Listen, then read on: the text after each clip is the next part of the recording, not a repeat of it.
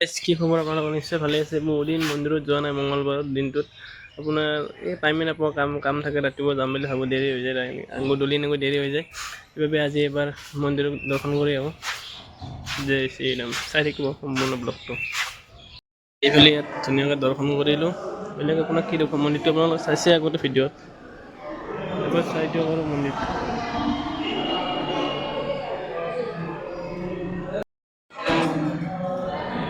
ভোলেবাৰ মন্দিৰ।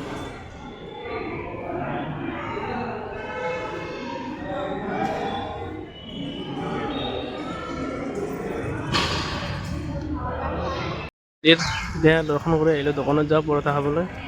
পৰঠা এটা খাই লওঁ।